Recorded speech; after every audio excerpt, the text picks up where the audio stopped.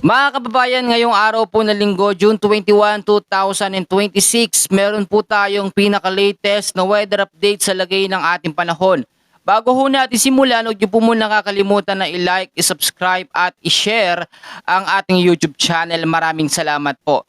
Patuloy po nating minomonitor ang Bagyong Francisco. Kagabi ho ay nakapasok na ito ng ating Philippine Area of Responsibility. At ngayon ay tumataglay na ito sa pagiging typhoon category po na isang bagyo. Aalamin natin ang mga magiging lokasyon, mga lugar na maapektuhan at yung mga lugar na posibleng itaas sa wind signal number 1 kapag mas lumapit pa ang trap o extension po ng bagyo. So ngayon dito natin sisimulan. Hulihong namata ng Bagyong Francisco na meron pong lokasyon mga kababayan na 1,480 kilometers east of southeastern Luzon. Tinataglay po nitong hangin sa 85 kilometers per hour, may pagbugso sa bilis naman na 105 kilometers per hour. Ngayong umaga naman po ng alas 8, ang naging lokasyon naman ng Bagyong Francisco, ito po ay may lokasyon na 1,260 kilometers east of central Luzon. At nasa 120 kilometers per hour na ang lakas ng kanyang hangin, isang ganap na typhoon category na. So ngayon po, etong Bagyong Francisco, bagamat nasa typhoon category na, merong mga lugar na maapektuhan ng trap o yung extension ng kanyang hangin. Bagamat kung makikita nyo sa ating advanced weather forecast at dito sa ating weather condition, wala naman po itong direktang paglandfall.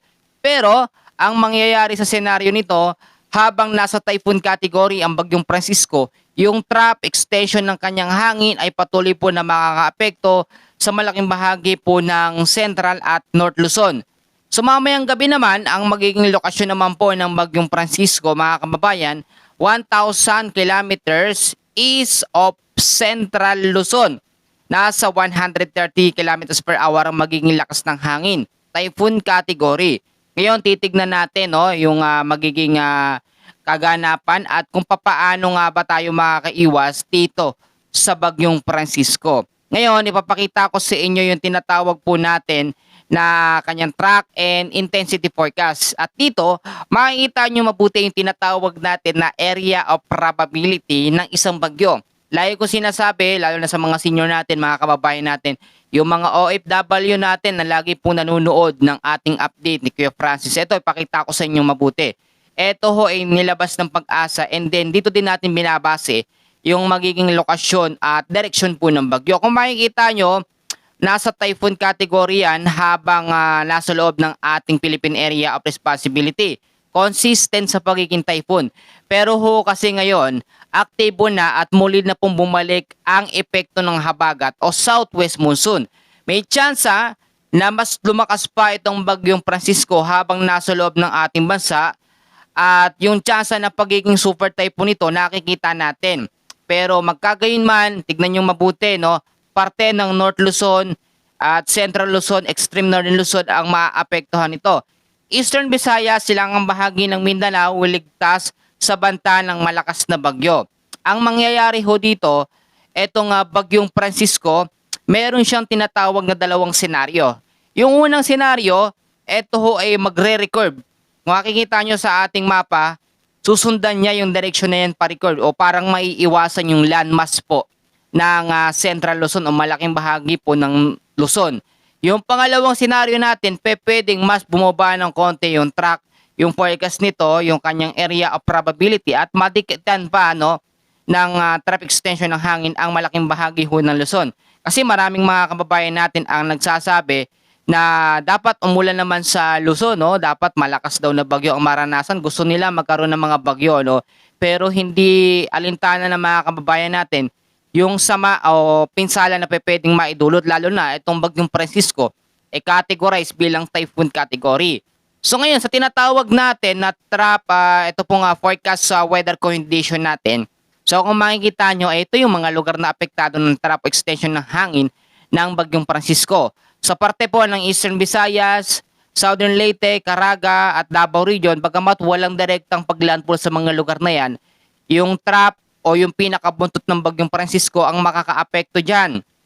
At sa area ng Zamboanga Peninsula, sa BARMM, kasama po ang Soxergen, Lanao del Norte, asahan po lalo na sa hapon ngayong linggo ang cloudy skies with scattered rains and thunderstorms dahil po sa habagat o southwest monsoon.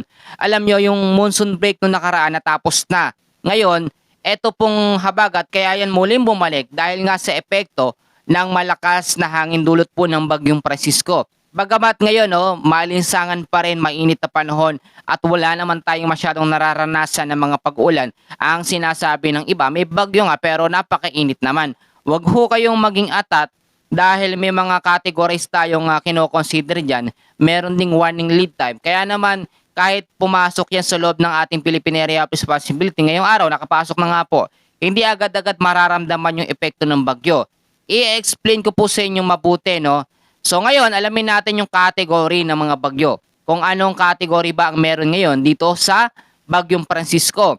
Ito pong Bagyong Francisco, dumaan yan sa pagiging tropical depression which is nasa 39 hanggang 62 kilometers per hour. Dumaan din sa pagiging tropical storm, 62 to 88. Dumaan sa pagiging severe tropical storm at ngayon, pasok na ito sa pagiging typhoon category na bagyo. Pag sinabi ho natin na typhoon category, yan is magtataglay ng 118 to 184 kilometers per hour na lakas ng hangin. Pero pag sinabi naman natin na super typhoon, 185 kilometers per hour hanggang sa 200 pataas ang lakas po ng hangin. Pero ipapaalala ko sa inyo pinagbasihan natin yung forecast track diyan sa area of probability niya, pinakita ko kanina. Hindi nakikitang magiging super typhoon pero hindi natin inaalis sa mga posibilidad. So eto, ipapakita ko sa inyo yung pinaka-illustration map natin doon sa ating advanced weather forecast and then makikita nyo yung circulation po ng Bagyong Francisco at kung papaano ito iikot, no? Kasi yung ibang mga kababayan natin sinasabi, Kuya Francis, maglalandfall ba yan? Gusto namin makita yung actual na paggalaw ng bagyo. Eto po, ipapakita ko po sa inyong mabuti sa ating pinaka Philippine weather map illustration.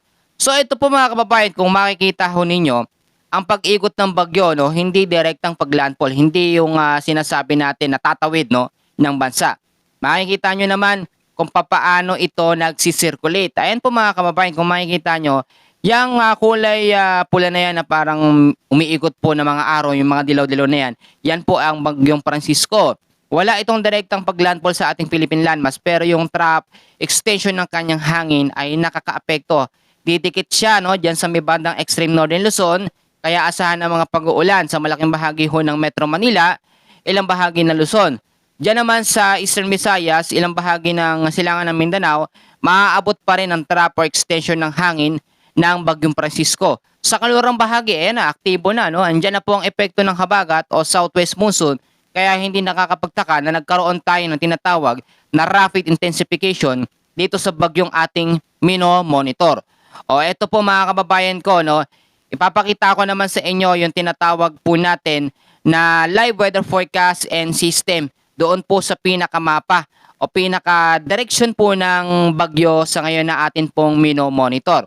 So ito po mga kababayan, kung makikita ho ninyo sa ating monitoring screen, ito po yung Bagyong Francisco, Ito po yung sinasabi natin, explain ko sa inyo mabuti para malinaw din.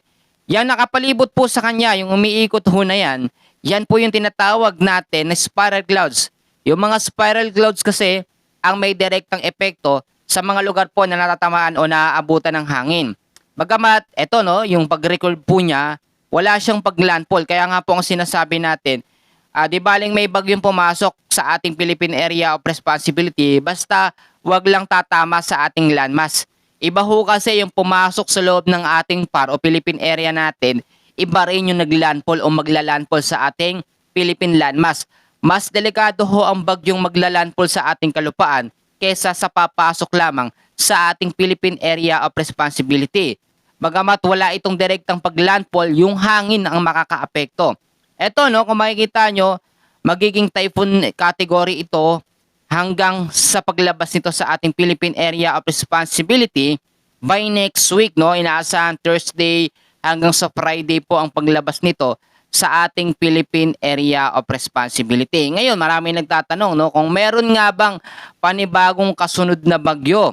Ito nga pong bagyong Francisco. Double check natin yan sa ating advanced weather system at doon sa tropical cyclone threat potential. Pagkatapos pong makalabas ng bagyong Francisco na ito, may nakikitang isang panibagong low pressure area pero nasa low chance ang category. Yun is hindi pa natin pwedeng i-categorize bilang panibagong kasunod na bagyo. Actually, hindi pa nga nakakalabas itong bagyong Francisco, mga kababayan natin. Nagtatanong na kung may panibagong bagyo, wala pa po, no? Ito muna tang ating monitor at i-focus muna natin yung atensyon natin dito sa direction po ng bagyong ito dahil hindi rin ito biro. Typhoon category ito. Lagi ko sinasabi, pag typhoon hanggang super typhoon category, medyo delikado po yan. Ay ito yung mga paalala na lagi ko sinasabi. So makinig po tayo. Unang-una, meron na tayo ngayong bagyong minomonitor. Kaya importante na lagi kayong mag-antabay sa update no kay Francis. Madaling araw pa lamang po nag-a-update na tayo. Kaya yung mga gumigising dyan ng madaling araw, pwede nyo hong tapusin, pwede nyong i-share o pwede nyong balikan yung update natin. Hinihimay-himay ko po lahat ng mga detalye, ini-explain ko kung gaano kalakas yung mga bagyo, yung mga category, sinasabi din ho natin. Yung mga senior natin, lagi po kayong makinig sa akin dahil kayo po ang inaalalayan ko. Ayoko po masyado kayong ma-stress o ma-pressure dito po sa bagyo. Sa mga tatay at nanay ko dyan na lagi nag-comment, maraming salamat. Pangalawang paalala, maghanda sa banta ng mga pagbabaha sa mga low-lying areas. Dahil nga po dito sa banta ng bagyong Francisco. Sa Metro Manila, sa Visayas at Mindanao, maglinis ng kapaligiran dahil yung mga basura, kapag bumara sa kanal, mabilis ang pag-flow o mabilis yung pagbabaha sa mga mababang lugar. Yung mga matataas na lugar, mag-ingat din sa banta ng landslide kapag meron tayong banta ng mga heavy rainfall warning. Kaya mag-antabay kayo kasi pwedeng maitaas po ang wind signal number 1 hanggang sa wind signal number 2 sa mga susunod na mga oras sa parte po ng North Luzon, no? Kasama ang Eastern Visayas dahil sa trapo extension ng hangin ng bagyong Francisco. Ito pa, like ko sinasabi, ready natin ang ating go bags, medical kit. Ito pong mga Ziploc plastic natin, mga importanteng gamit, ilagay natin dyan, mga dokumento, papeles. Once ho kasi na magkaroon ng mga malalakas na pagulan, hindi natin masabi na mabaha o bahain yung mga lugar ho natin. Ito pa, ay mga double check natin, i-double check natin ang ating mga kabahayan, mga bubong, baka mamaya may mga tulo, hindi natin napapansin dahil nga po kapag ganito may mga biglaang pag-uulan, no, talagang minsan wala na tayong nagagawa. Mag-stock din ng pagkain na tatagal na pang ilang araw. Hindi naman natin sinasabing sobrang magtatagal itong banta ng bagyo, pero dahil nga po meron tayong bagyo, nandyan ang habagat, mga locally thunderstorms, asahan ang mga madadalas na mga pag-uulan sa hapon hanggang sa gabi. Huwag mainip kung porkit mainit sa umaga, sa tanghali o maalinsangan, hindi porkit mainit ang ating nararamdaman ay wala ng banta ng bagyong paparating. Mga kababayan, panghuli, kailangan natin manalangin sa Panginoon. Ipag-pray natin na itong bagyong Francisco ay lalo pang lumihis at walang maging direktang paglandfall sa ating Philippine landmass. Kasi may mga last minute na pagbabago minsan sa direksyon ng bagyo. Yung tipong kahit papalabas na ng ating Philippine Area of Responsibility, bumaba pa yung kanyang direksyon. Kaya mga kababayan natin, minsan nagiging kampante, pero may huling hagupit pa o minsan bumababa pa yung hangin ng bagyo. Kaya yun ang kailangan ho nating ipanalangin. So, yan lang po muna ang ating short update sa lagay ng ating panahon. Babawi na lamang po ako sa mga susunod na update at sa mga nagpapashoutout, babawi po ako. Yan po muna ang ating pinaka-latest na update sa lagay ng ating panahon. Maraming salamat at God bless po sa inyong lahat.